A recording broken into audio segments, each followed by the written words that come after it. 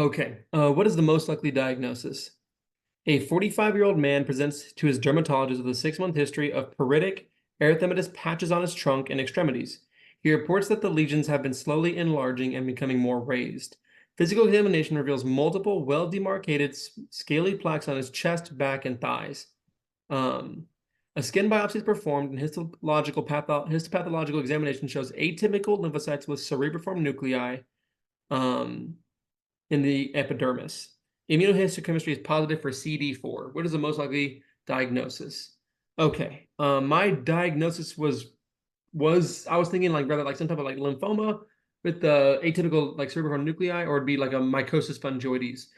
Um, CD psoriasis does present with scaly plaques, but nothing else really here matches else with that. Lichen planus, I mean, it's just itchy, pruritic, so that's the only thing that can match with that, but nothing else really matches. Pityriasis is like a patch on the trunk and extremity, or the trunk, but no, nothing else really matches. And yeah, atopic dermatitis, eczema, nothing really matches here with that. So I would go with mycosis.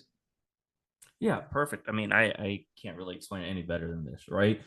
You work through each one. You kind of even said pertinent positive versus pertinent negative, right? Which is how you should be thinking about these problems, right? And one of the key things I want to give you props for is that, yeah, as you can say, some of the symptoms matches each single one of these answer choices, right? But the key is matching everything as a whole, the whole clinical picture, right? Because Yeah. if you get stuck on a couple buzzwords like, oh, it itches, okay, maybe it's an atopic dermatitis, or oh, scaly, oh, it has to be psoriasis, right? So you got to just be real careful about picking and choosing your evidence. It has to be the whole thing, right?